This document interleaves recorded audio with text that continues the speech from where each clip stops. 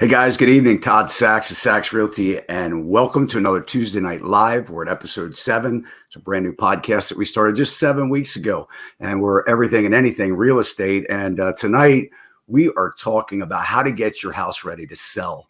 And I know you may be thinking, in this crazy market with lack of inventory, why in the world will we need to talk about that? And believe me, we do. It does matter, because even in this tight market, we're trying to get as many buyers as we possibly can to give you what you want and more. And we're actually finding that that's happening based on a couple key, elements. And that's really having your house to the point that it's just irresistible. People they love it, they want it, and they make it very easy with very limited,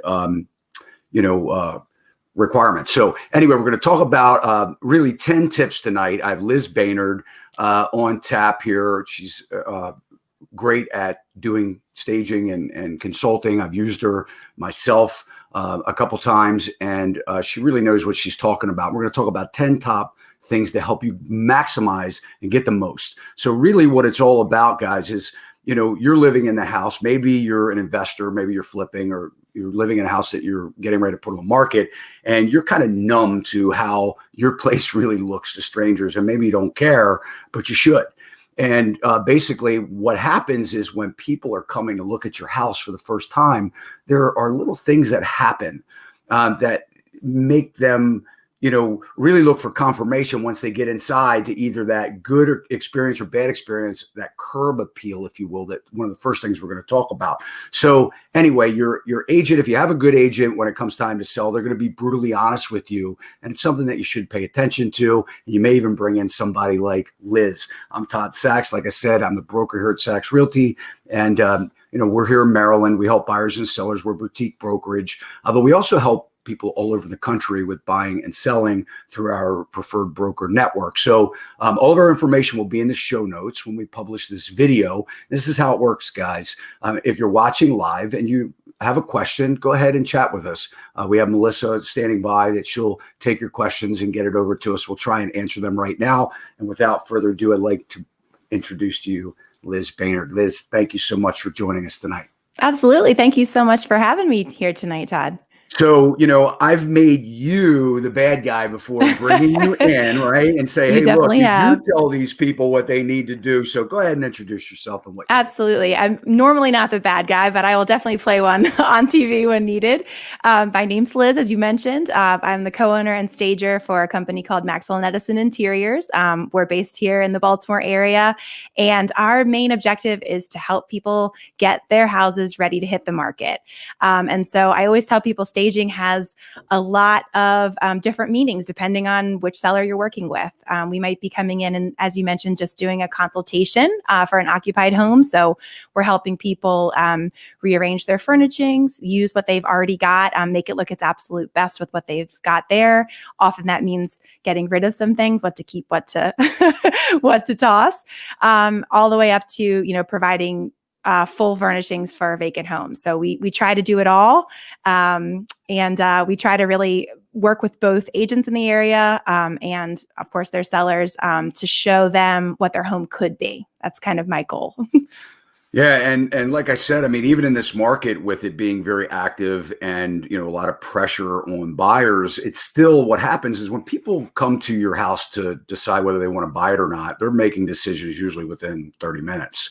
So, they're not usually spending hours at your house. What happens is they're either really excited about it or they're not. And the more excited that we can make them at that onset, in that 30-minute time period, that to where they actually put an offer in, really what happens is, then they have the home inspection. And then sort of like at that point, the honeymoon's kind of wore off a little bit. Now they have more concerns and they start asking for a lot of things, but we can catch a lot of those things up front. So with that said, we'll just dive right in here. The first thing we're going to talk about is what I had mentioned is curb appeal. So what happens, guys, is when they're pulling up, and Liz is about to, talk more about it, but when they're pulling up, they're forming this opinion. Absolutely. Are they seeing, deferred maintenance, trees growing out of the gutters, mildew on the side of the house, unkept lawn, things even that you may not even be able to directly control, which may be your neighbor, right? Maybe junk in their yard, and we've even had clients offer to pay for neighbors' things or whatever, or shielding or whatever, just to kind of take that obstacle or that deterrent away for when somebody's pulling up to the house. So, Liz, what do you tell people on the outside? I mean, absolutely. You said it best. Even now that, the market is a little crazy right now, buyers are serious. The ones that are out there looking for houses, they mean business, and we really need to put our best foot forward in every sense of the word to pull at those heartstrings, to make an emotional connection, because we know that's what drives people to make an offer and to hang in there when things get a little less fun, when you're going through that appraisal inspection process. That's a lot less fun than going to open houses and just looking for something cute, as we know. So yeah, you really have that one shot to make a first impression. I've heard some statistics that, even in the first 8 seconds of viewing a home, people are making a decision. And I know you and I have discussed before, they might not even know why they're making that decision right away. But we need to give them lots of reasons to have a positive experience, a positive first impression. And that starts at the curb. So when they're pulling into the driveway, I really encourage sellers to go outside, take a critical look at your house. If you should have an agent who's going to help you with that, a stager who's going to help you with that, and say, do you need the house power washed? Is the grass cut? Do you have fresh mulch? Have you pruned? Do you have overgrown bushes that are obstructing your beautiful home? And maybe you haven't seen them because, we live in our houses for 25 years and we just haven't even noticed that these things have happened outside while we've been inside busy living our lives. But believe it, buyers are going to notice those things right away. And there's even tiny things. Not all those things are, huge expenses. Little things like a fresh doormat, a fresh coat of paint, maybe in a fun color on the front door, a wreath. Those are the types of things that, you get out of the car because you just can't wait to see what's inside. And that's the impression we really want to make on buyers. And you start to really, form those impressions. So what happens is, if you are looking at a house, you go, wow, this is cute. This is nice. Like, check that out. Like, this is really cool. And you're happy once you walk in the front door, you're looking for things to kind of affirm that. That's and a great point. If you're pulling up and you're seeing all these negative things, like, ooh, like, look at that. Like, oh, I mean, believe me, I've been out with the buyers, and I mean, they look at each other like, oh my gosh, like, oh, this is scary or whatever. And they're really little tiny things. So, that you could do. And, sometimes, and guys, if you're watching this right now and, you're a seller and you're saying, you know what, I've been in this house forever and, it's worked for me. Believe me, this is a house that you want to sell. So, you need to pay attention when people like us are giving you advice. It's because we know, we hear it, we see it. And, like I said, the more excited that they become, the better the offer, the more offers, the better negotiating that you will be able to do, the bigger EMDs or earnest money deposits that you'll get, the shorter time to close. Really, it is important, that curb appeal. So let's go ahead and talk about what happens while people like us are actually fooling with the lock boxes and the doorknobs. I mean, Liz just said it. Do you have a wreath on your door? Is your paint peeling on your front door faded? Is the doorknob 30 years old? The entry lock 30 years old and paint all over it or rusted or whatever? Because believe me, while the agent is unlocking the box, these buyers are looking around at every single thing at this point. So then based on that curb appeal, they're walking in the front door. That's the very first thing that they're seeing. And Liz, I know we've done this. We've walked through together. Sometimes you say, where are they coming in?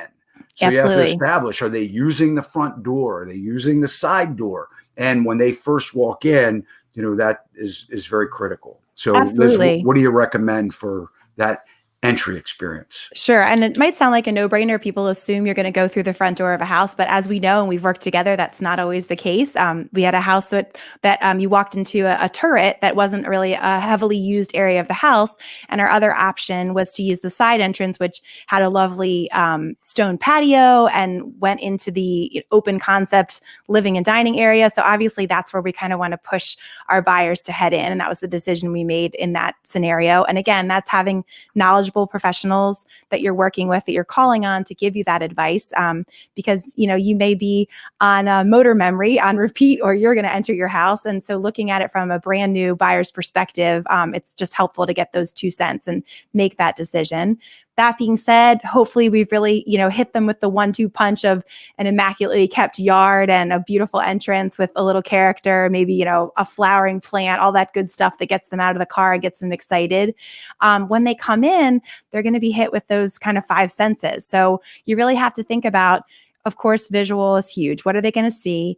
Does the house smell fresh and clean? And we'll talk a little bit more about how to do that. But a super clean home, you just can't beat it. I don't know that there's any better return on investment than having a spick and span, super clean home, even if it's not the newest model out there. That's going to speak to buyers right off the bat. Smell, it's a little bit of a touchy subject for sure when we're talking with sellers, but it's huge. Have you just cooked in there? I know when we were listing our house, I got good advice from the agent that if you were going to have those evening showings, consider what you're cooking that evening. If you're going to have people coming in your house at 7 p.m. Yeah, it's true. I mean, you just want to make sure that everything is going to appeal to them. And no, you can't appeal to every buyer. The skeptics out there are going to say, oh, well, I can't please everyone. Well, you can cast a pretty darn wide net if you follow, some good tips and tricks. So being careful about things like that. And again, I know we're going to talk a little bit more, but carpet, drapes, those can hold on to smells for a long time. So certainly obvious things like cooking, smoking for sure, having a critical conversation with yourself about what needs to be replaced so that those signs of wear and tear that are going to hit your nose first thing are out of there. And then, of course, just the feel of the home, the emotional connection that people are going to make.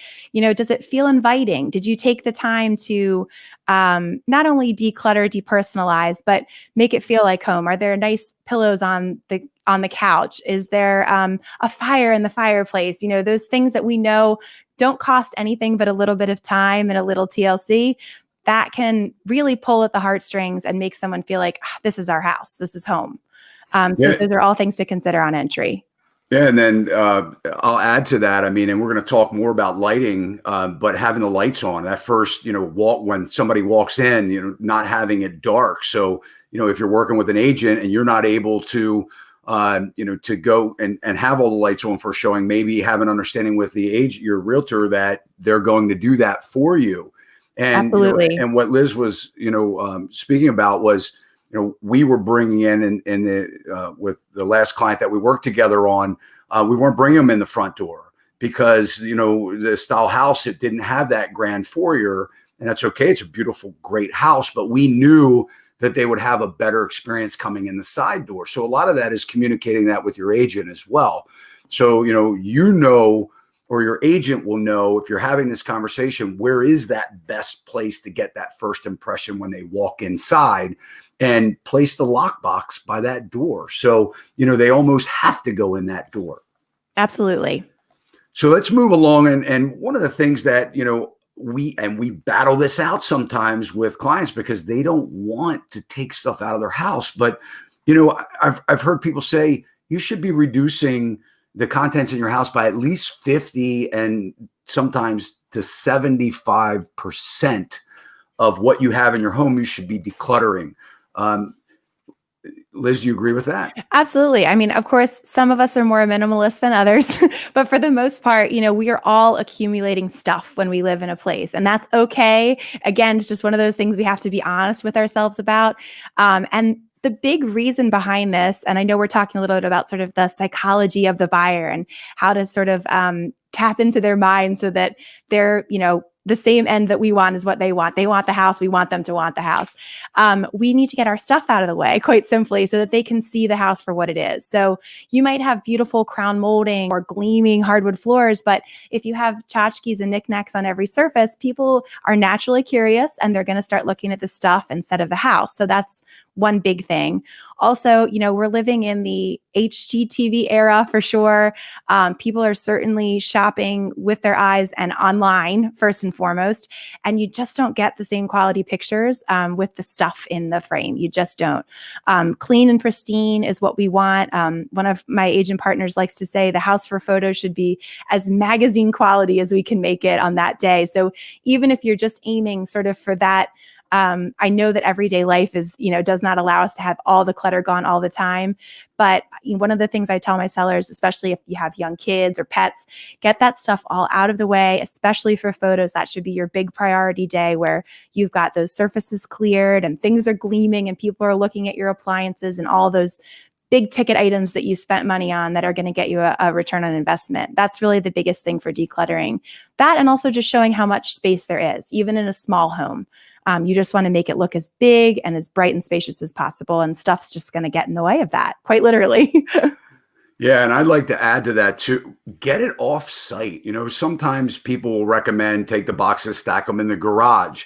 But I always like to say, don't forget the garage, because what happens is if you're doing that, people are looking for space, and the more that you've decluttered, the more it looks like you have room for things. So what happens is, when those garages become packed up or you jam pack those closets, people are actually looking at them saying, "Oh my gosh, look, like this is not a lot of space," and it may be. So do you agree with that, Liz? I mean, get it out. 100%.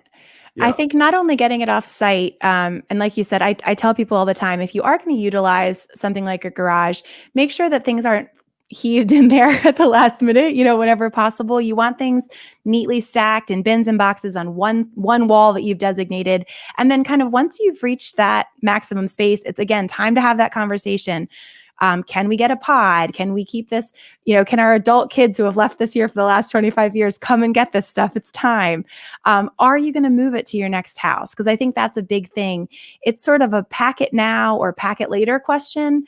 And if you can pack it now and it gets you a better price for your home, why the heck not? That's a really big conversation to keep in mind. Or do you need it at all? Is it time to just let it go? Yeah, that's a great point. I mean, you are moving. Exactly. I mean, that's, so the question is, do you want to prepare and actually have less stuff to move? Right. If packing those boxes helps sell the house, then, get packing. So let's talk about, the next one really is to depersonalize. Mm-hmm. And I see that, agents get sometimes the biggest pushback on this particular item because they're sort of proud. And, but I have to tell you, it's one of the worst things you can have are all your family photos and your artifacts and, religious, statues and certain pictures on the wall. Because what happens, and we have a really good video, by the way, and we'll put the link in the show notes where Liz and I were talking about, should you stage a vacant home or not? And absolutely you should. And that video is great. And it talks to this point. But what we want is for when I had mentioned that you have about 30 minutes for somebody to walk through the house, a lot of this, guys, you're really relying on a buyer's agent too. You can't assume that they're going to have a great agent. And a lot of times, an agent they may even send their client to come to the open house, and the open house may be busy and there's no control as to what they're thinking or feeling or whether they're getting it or not, and kind of talking things through. But the more personal items that you have in your house, the more uncomfortable they feel. And if you want somebody to really fall in love with your house, they have to be comfortable. So, and if they're looking at pictures of your children and your wedding photos and things of these personal items, they're like, man, I'm in somebody else's house. And they just have a tendency to hurry through. So by depersonalizing, what I see is that it actually gives them an opportunity to envision the way that their life would be like in that house instead of feeling like they're in yours. Liz, are you on board with that? I couldn't have said it better. I think, you never want the buyer to feel like an intruder. You want them to feel like this is their place to, linger a little while and picture themselves having Thanksgiving dinner around that table. Now, that being said, I'm not as stringent as some where I think that the house has to be completely eradicated of all personal touches. Certainly anything religious, political, those types of things, you don't want to alienate your buyer, and you never know what types of things could offend. And again, just remembering your house is now becoming a commodity and not the home that you've lived in, that can be a very hard mind shift. And I always try to be very respectful of that, especially for sellers who have been there, raised a family there, been there their entire lives, but you are in reality making a shift. It's becoming a product that you're going to put on the market, and we want to make it appeal, as you've been saying, to that widest audience possible. So you certainly want to avoid using anything that would be, or putting out anything that might possibly, alienate or offend. And then speaking more to the family photos, especially those big gallery walls, which we all love to have and really enjoy. The reason we enjoy those is because we're looking at our family. And, when you flip that around, just like you said, people want to see their own families reflected in the house. So while it's okay, I think, to have one or two special photos that maybe aren't a major focal point, it's okay that a happy family lives there and maybe people see, a nice wedding photo, a baby picture. I usually tell people no more than, 1 to 3 per space, because again, you really want them coming in and you're selling that dream. You want them to have those experiences in that house. So we want it to look inviting, but we want it to be inviting to them and their loved ones, rather than, your time is now ending in that home. I've actually had clients that have said that, they were pushing back about that at first, but they actually came back and said, that actually helped them to realize that they were moving on, because it is such a personal, space. And, I always said, I've rehabbed a ton of houses, and disassembling the houses. And actually, I can remember one time I took the plaster off of a wall, and before they had plaster, they actually had hung photos inside the wall on the exterior, sheathing, and they had not yet had plaster inside, and they just kind of plastered sort of like a little time warp. And we discovered those things. I always say, if a house could talk, it would tell some amazing stories. And, and it does mean a lot to people. It is very personal, but I've actually had clients say that it actually helped them move on when they took those personal items down and said, okay, I'm ready to move on. Yeah. I'm ready for the next chapter in life. And a lot of times it's people downsizing that are selling. So if you're listening, you're downsizing, when your agent or your professional says declutter, understand that there's a reason behind it. We're not trying to be insensitive to that. That's so true. Yeah. And then even just from a practical standpoint, my last thought on that topic is just if you do have those many, many photos on the wall, you're a bit kicking the can down the road for then dealing with what's hiding behind them.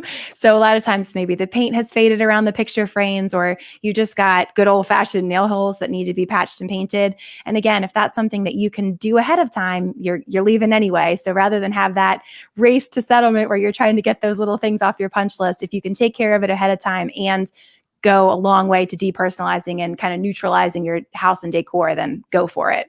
Absolutely. And I will say, if you're watching this video, we had flashed up some shots that actually, in one of the comments from my client, Danny's actually a builder. That was Liz's work. So if you were watching if you're listening on audio, the link is probably in your audio podcast that you're watching or listening to.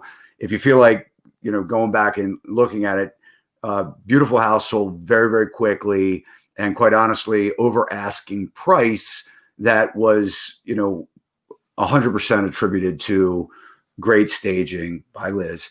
And, and it's been proven that you can get an upwards of 10% more on your home by following some of these staging techniques. But Liz brought a great segue in. When you're removing those pictures, if it's hiding something, we're going to talk about now update or renovate. And this is a big one, because the biggest thing I hear about this is that they say, well, it's been fine for me for 20 years and I'll be daggone if I'm going to put that new whatever or renovate it now that we're leaving. Guys, hear us out here. You're leaving. So we're trying to maximize your money in your pocket at closing day and, get you to that point sooner than later. So let's just kind of talk about, Liz, what are some of the things that I know you have tons of stories. We could talk for hours on stories alone, but let's just talk about some of the things that you recommend updating or renovating.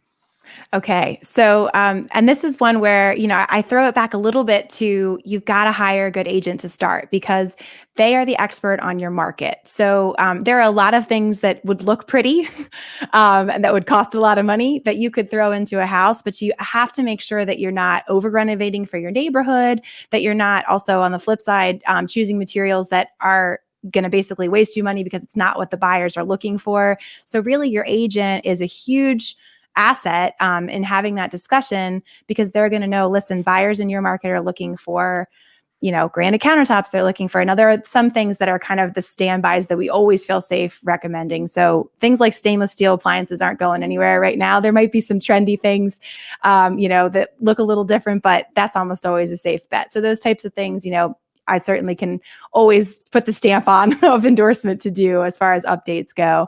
And also just making sure those things match one another so that your fixtures, which again, inexpensive things to kind of upgrade that can make a huge impact, lighting, appliances, maybe you're just going to focus on the countertops in the master bath and the kitchen. Those, again, your agent will be able to steer you to know what are the most bang for your buck areas to do that. But if that's something that you're looking at other houses in the area and those all have them at a starting point, unless you want to ask significantly less for your home, and most people don't, that's a good jumping off point. Updating though can also be a really good option, especially for the budget conscious.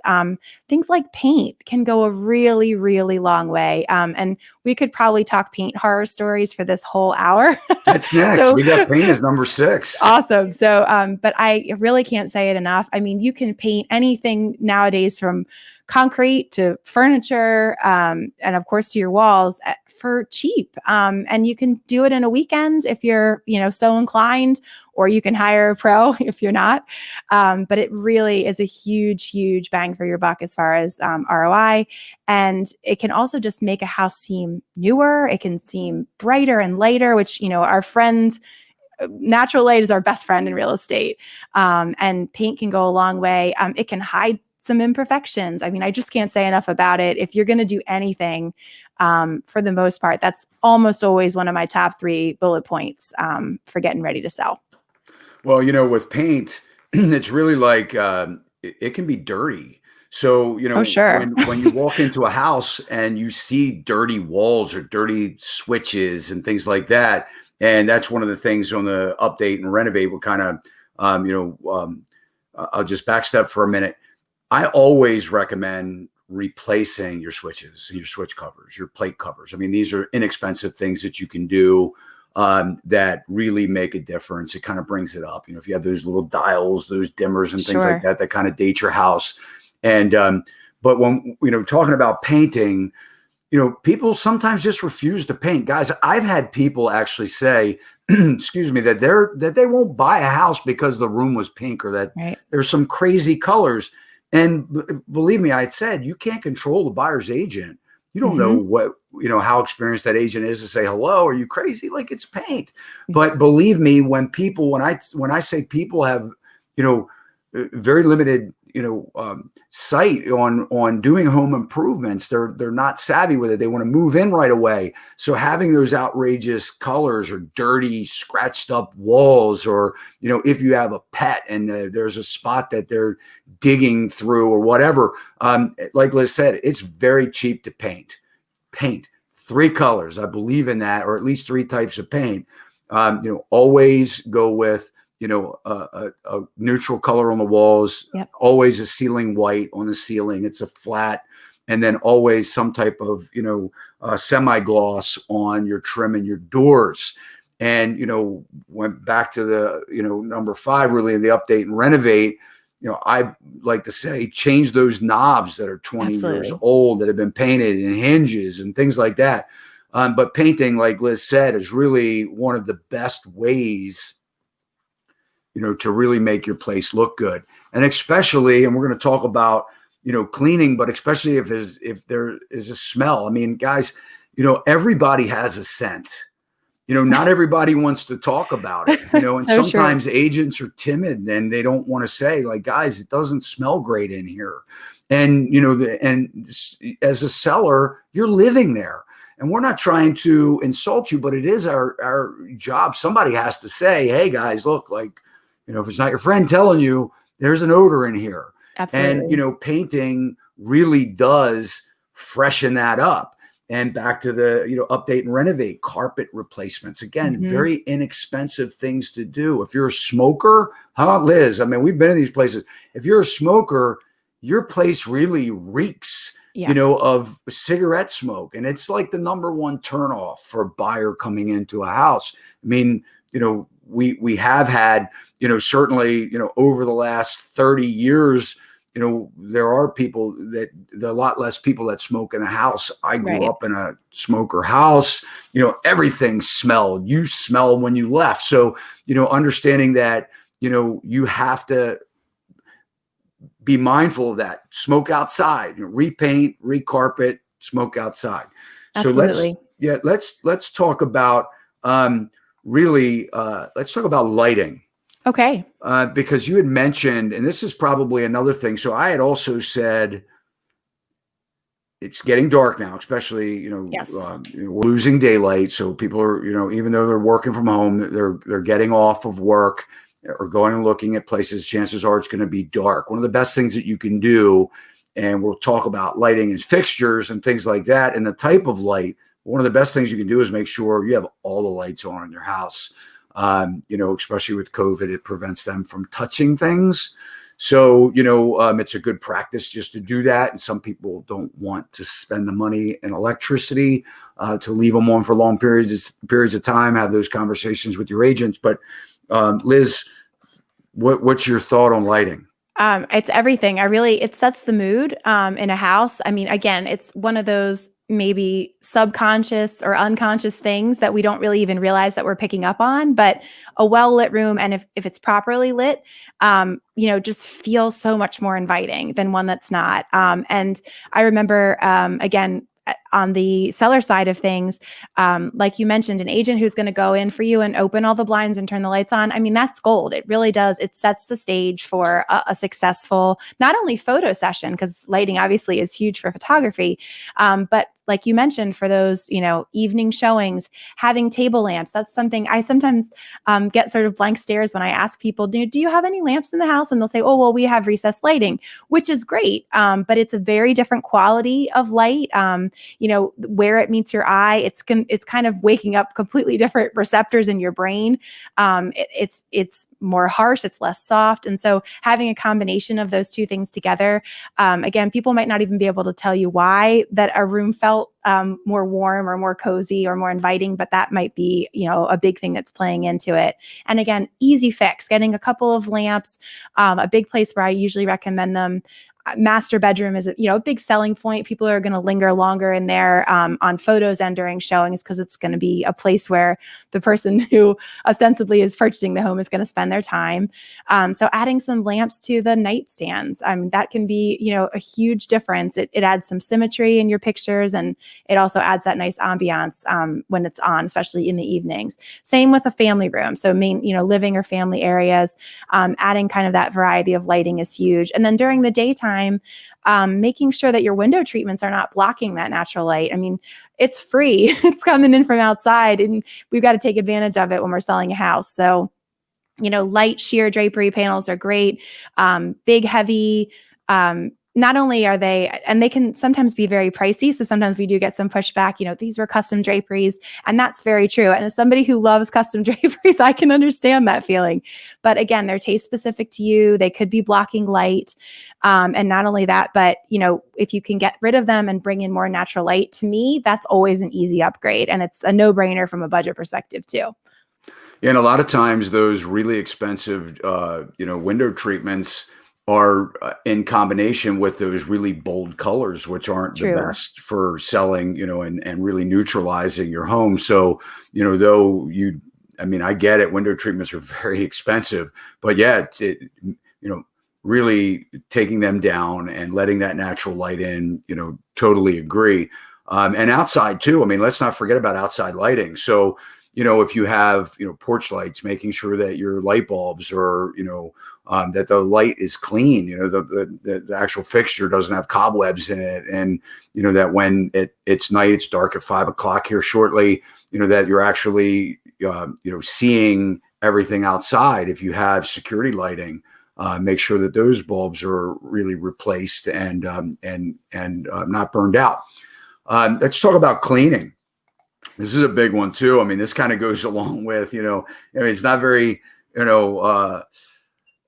pleasant to tell somebody that they need to clean their house, but this is when we call Liz in and say, Liz, tell these people they need to clean. And she handles it. That's right. But that's like, isn't that like one of the most important things? I mean, so I was going to say, I almost don't have to hit that topic specifically with sellers because it's so built into sort of our philosophy when we're giving a consult. It's right on our number one with the bullet on our general recommendations page that every seller gets. And I don't care what price point you're in. It doesn't matter. You need that house to be as spick and span as possible. Again, it's not going to be the most expensive thing you do, but it's going to make a huge impression on your buyers, even if they don't realize that that's what's making the impression on them. If the house is well cared for, if it smells clean and it looks clean, that's translating into people lived in this house, they loved this house, they've cared well for it, and it's going to be a great home for me and for my family. And even in new construction, sometimes, there's a big difference between when we see a house is truly ready to be photoed. It's when every bulb has been, replaced or added in the vanities, and all that sawdust from construction that we know so well has been taken care of. So those floors that you paid so much money to install really are gleaming, and those countertops, those quartz countertops are shiny and new. And I just can't think of any examples of houses that you wouldn't want to get a good deep clean. And if you've lived in the house for a long time, that would include, things like your light fixtures, probably areas that we're not usually getting in on Saturday morning and scrubbing, the tops of your ceiling fans, all that yucky stuff we don't really want to think about, air filters, all of it. A good professional cleaning crew is going to make sure that they take care of that. And you should be able to actually talk to that vendor and say, we need you to come in for a deep clean for the purpose of reselling our house. And most of them will know kind of exactly what you're looking for in that process and be able to give you, a fair estimate that would cover all those nooks and crannies. Yeah. And I always say too, make sure you're not missing the microwaves, because people will open up the microwave and the ovens to see. I mean, if you have, droppings, cheese, whatever, making sure that you're cleaning that up, and really the bathrooms. Yeah. You should really say, what I sit on a stranger's toilet. If I'm literally in somebody's house, what I sit on this toilet, and you'd be amazed at what we see. I mean, people will check things out. And then really deodorizing. So, some of the ways that you can do that, we've talked about, everybody has a scent. There is a scent in your house. Maybe it's musty because you don't close it up. Maybe your drapes are closed. Maybe you have bad circulation. Maybe you haven't opened the windows in 25 years. Open the windows and get some fresh air in the house. It's great for deodorizing. And guys, don't forget the basements. So a lot of times, in some of these older houses, I mean, whether you have a cellar or you have a basement, there's cobwebs in the rafters, or you don't have a finished space, make sure that you're taking even those darkest spaces and cleaning, where your sump pump room is. If you have a little closet for a sump pump, people forget about that. A buyer's opening up the doors. So they want to see like, oh, wow, like, look at this space. Obviously, we never want you to hide things or cover things up. But if it's musty, and we may need to look into why it smells musty. But if it's just that it just needs to be opened up, by all means, I mean, that's the best and easiest thing to do. So I think cleaning definitely lives top priority, no matter what price point. Clean. Don't forget the windows inside and out. Great point. Just keep in mind, I mean, if it's difficult to clean the windows and you just do the insides because maybe they're not double hung, that buyer is figuring that out. Like, why are these windows so dirty? They're looking out, they're looking at the yard. There's a ton of things.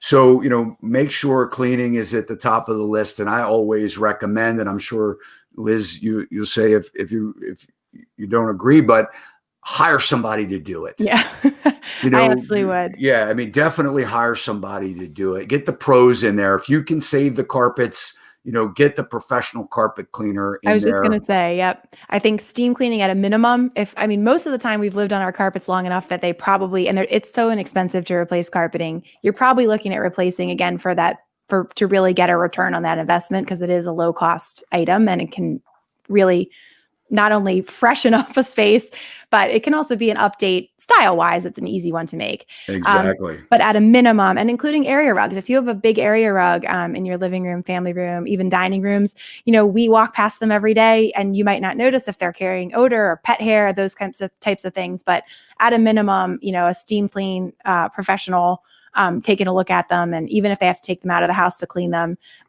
if it's something that's going to move to you with you to the next house, might as well. It's a good time to get it clean so that it's going to go to the new place fresh. And it can also help eliminate some of those problems that we've been troubleshooting regarding odor. Definitely. And I've heard you firsthand. I mean, you're very tactful when you say, when you're talking about very sensitive, topics with a seller. And which really gets us to your professional career here as a stager. We're going to talk about how to stage and decorate. But before we get into that, I want to say, if you're selling your house and you're really trying to make the most, sell at the top dollar and in the shortest amount of time, and really get a bidding war on your home. Really consider the things that we're talking about. And, as an agent, as a broker and having agents, we offer a lot of services that helps the seller to realize these things. And one of the things that we do is we bring in and sometimes we pay for, services like Liz to come in and give that 1 or 2 hour consultation to walk around. So have that conversation with your agent. Hey, do we need to get somebody in here that really is objective? And it really does help. The main thing is that you have to be mindful is, from my experience, is that a lot of staging companies don't really like to go in and stage lived-in houses, because what happens is they're putting in things that they don't want to get necessarily messed up. If they're pets or people are smoking or whatever, they have to worry about it, liability reasons. But if you're living in a house and it's not vacant, you can certainly bring in somebody like Liz, and have a consultation, and they will tell you what to do.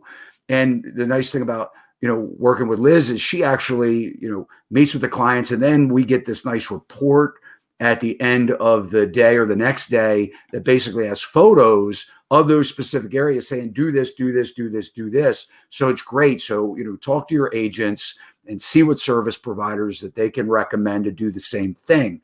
But, let's talk about staging and decorating, Liz, because you kind of like have a format you walk through, and, so just kind of go over that. Sure, absolutely. Well, thank you for the ringing endorsement. But really, my favorite part of the job is seeing the transformation. And that could be in a vacant or an occupied house. I mean, if we're putting those tools into the seller's hands and we see them do a really great job, there is so much that can be done.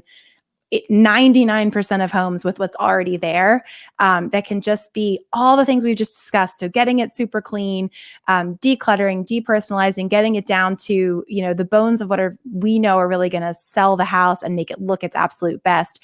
And then bringing in those little touches. That's exactly where I love to help. So it might be something that sounds trivial, like adding, some accent pillows on your sofa for some contrast, some texture. Those are the things that when you watch those shows on HGTV, the reason people love those homes and the reason those agents are paying, top dollar to have them staged that way, are because those are the things that people come in and say, wow, those are the things that make it feel like a house, the wow factor. And you can definitely deliver that in an occupied home with things you already own and maybe a few simple add-ins. So I absolutely love being able to sort of deliver that product, whether it be through our inventory or just helping people use what they've already got.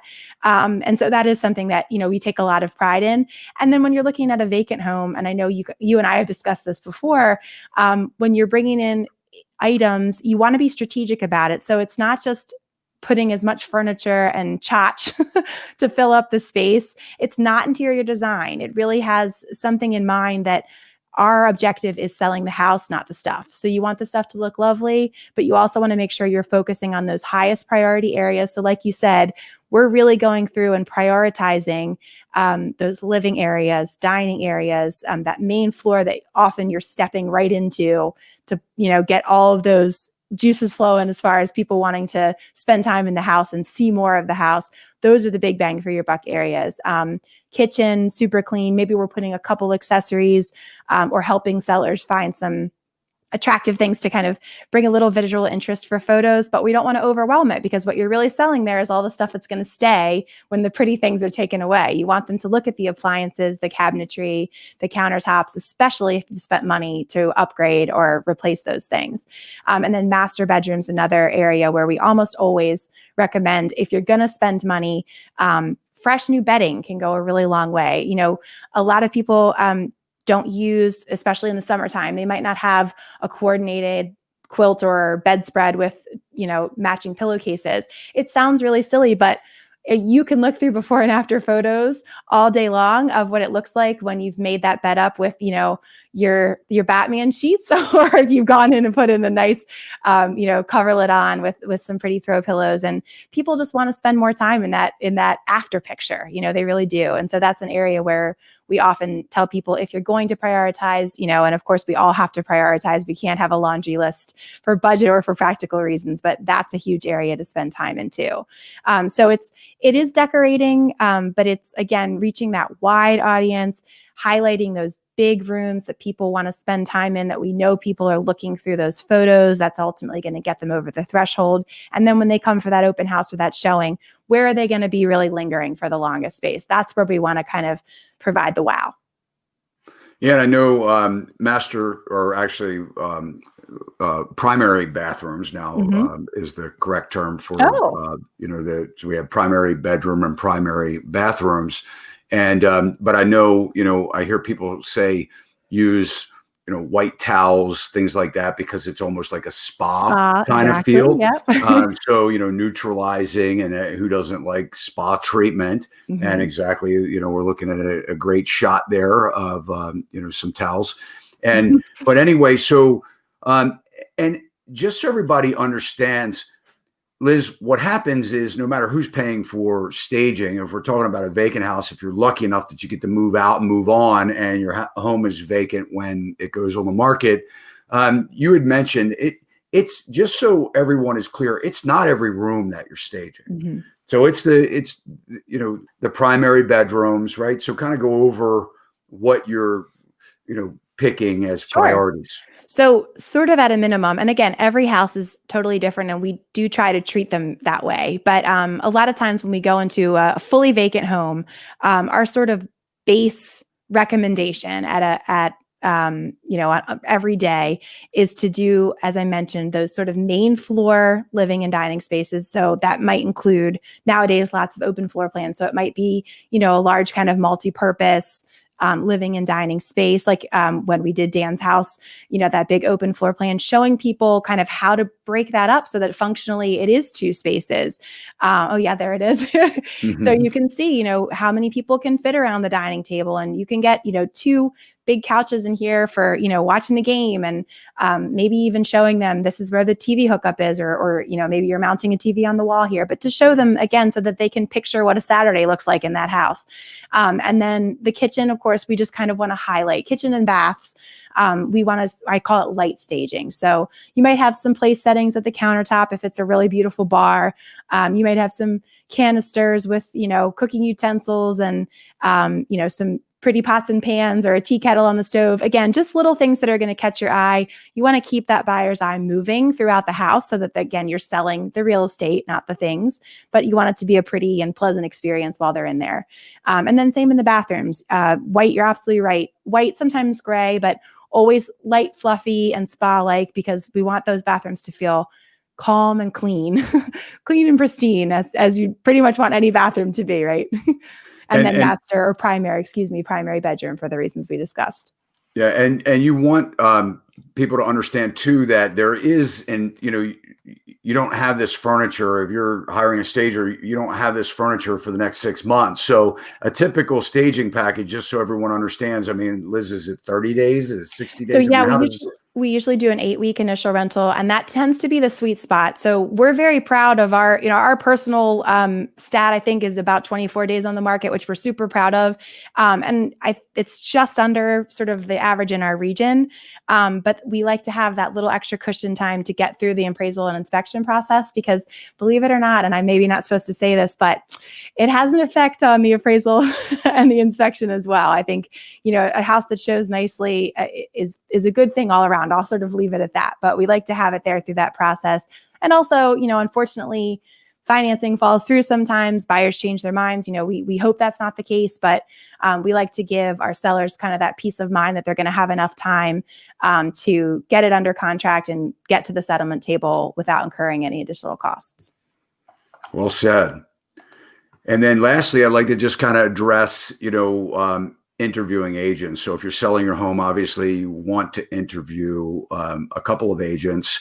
And, here's where I see sometimes people make a lot of mistakes, sellers, because they're going maybe with somebody that they know, or that they're friends, or they're in their family. And, the important thing to realize here is, you need to make sure this is your money. You need to make sure that you're hiring the agent that is appropriate for, helping you to maximize your return. And so you should be interviewing, and some of the things that you should be asking, because this has a lot to do with getting people to your place, because especially now with COVID, we've really pushed online. So what's happening is we see a lot of times people want to rush things. They want to rush getting their house on the market. They want to, rush putting it on the internet, and they only put that one photo in, even though it's in a coming soon status or whatever.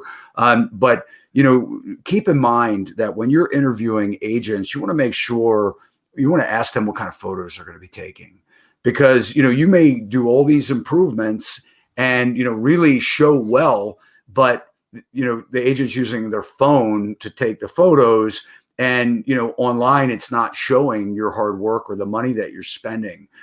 So you really have to be in the driver's seat. So even though, you want a great agent that's going to take control, and believe me, I mean, we hear it all the time. What do you guys do for a living? Believe me, we do a lot for you guys, for the money that we make. We work hard, and there is a lot that we do, and we keep deals together and keep it moving beyond that initial, offer. But we're not talking about that right now. What we're talking about is making sure that your presentation online is backing up all the work and the effort and the money that you have invested in your home. So, lack of information, make sure, you're looking at what's going out on the internet. I will tell you that a lot of these sites are aggregating data from the MLS.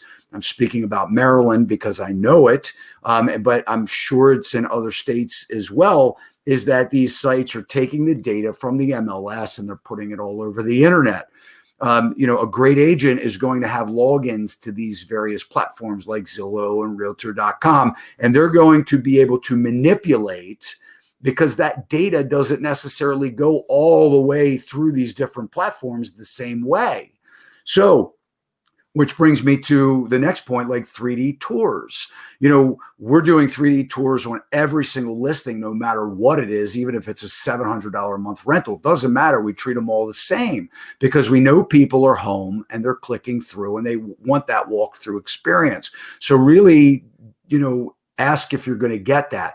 But when these sites are aggregating these links, these 3D tours, these fancy photos, make sure that you're looking online too, to make sure that your agent is manipulating and making sure that it's populating the way that best shows your home. Unseasonal photos. A lot of times, agents will incorporate, if you tried to sell your house before, and they'll put it on the market with an old photo, or utilize the MLS photos that are on there. Do not let that happen. That's a big no-no. You want current, real pictures of the way that your place looks now. And like I said, the write-ups important. What kind of information is out there? We do floor planning. People can't figure it out. I hate when I'm looking at properties for buyers and I've got to go through 30 photos to see what the front of the house looks like, because they make the primary photo the kitchen or the family room or the master bedroom. And I got to click through. And then a lot of times I have no idea. And I'm, in the business. Think about the buyer on the other side. I have no clue or no idea how anything goes together. Is it an open floor plan? Is it a kitchen dining room combination? Is that, the hallway wide? Does that bathroom serve, 3 different bedrooms, the layout, the look of it. So that's why we do floor planning, and they're great things that are available tools to, get your house out there. And then video, great videos using drone photography, really having an overview and being able to really, see your property, and people like to see that.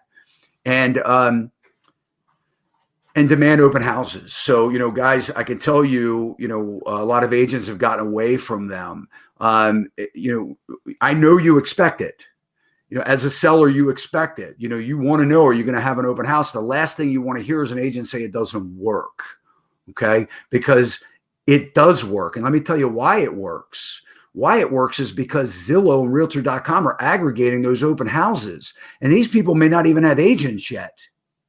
Right? So we're skipping over a step here of them worrying about finding an agent to come and find your house out and show it to you. And you could have another half a dozen buyers ready to give you an offer with way better terms, if you make it available for them to come through. So don't take that for an answer. Make sure you're demanding, as long as you're okay with having open houses. We like to have open houses. I like to have open houses every single weekend until it sells, if the client is willing to do so. Kind of enough about that. I want to kind of bring things back home because we only have about 3 or 4 minutes here left, but I want to let you guys know that all of our information will be in the show notes. So feel free to reach out. We can, certainly assist you the best that we can. We'll have good resources and links below as well. But understand, what we're talking about here and what Liz is going over is the whole psychology of the buyer. It doesn't mean that if you don't do these things that you won't sell and you won't get an offer, but it doesn't mean you're going to have a great experience either. So what we're trying to do is say, the more excited that buyer, that prospective buyer is about your home, the less of a deal, big deal that these things are going to be that are going to come up. It's going to happen. You're going to have a home inspection. You're going to have an appraisal, whether they can get more money down, whether they can get a gift from a family member to, offset, whether they can, do things on their own or require you to do it. All has to do with the way they feel about buying your place. So the more excited that we can get them from start to finish, the easier that process goes. Liz, closing comments? No, I mean, I couldn't have said it better myself. I get an amen to the professional photos. I could listen to that all day. And nothing breaks my heart more than when sellers put so much time and effort in and you see cell phone photos up. And a lot of times I think, and you said it very well, that shows a rush on the agent's part. And maybe that house just wasn't ready for photos. And I know we're all anxious to get on the market, especially right now. People want to strike while the iron is hot. And I do understand that. But if you're going in without your best foot forward, you're just never going to get that first impression back. You've already then sat on the market. If you're going to come in and then take those steps after you've already started the process, it's just never going to be as powerful as if you just did it from the jump. So I really couldn't agree with that more. And what you said about, those buyers being excited, I call it that emotional investment piece. And I think the more, emotionally invested you are in that process, the easier that all those bumps in the road are going to be. And that's really why we're here. A good agent, a good stager is going to steer you in that direction so that you have those buyers that just want to live in your house. They want to, that's home to them. And that's really our whole objective. And so if you're able to take off that hat of the homeowner hat, and this is, where we raised my family, and really put on that that true seller hat. If this is a commodity that I am going to make the absolute, as appealing as it can be to the consumers on the market, that's what we're here to do. And you should demand those things from your vendors and have them really support you. Because that's, we all win when that house sells. So that's what we're all in it really ultimately for. Absolutely. Well said. And Liz, we thank you so much for your time and, being Absolutely. with us tonight and your expertise. And guys, I can't encourage you enough to reach out to Liz, and, ask her your questions. And hey, if you're in the Maryland area, you may even want to use her yourself. Guys, if you like what you're seeing here, we really appreciate it if you would hit the subscribe button and that little bell, that when we post more great content like this, especially every Tuesday night, that you'll be alerted of it. And don't forget to share it with your friends. If you're listening this to whatever audio podcast, follow us as well. And thank you very much for your time tonight. See you next week. Thank you.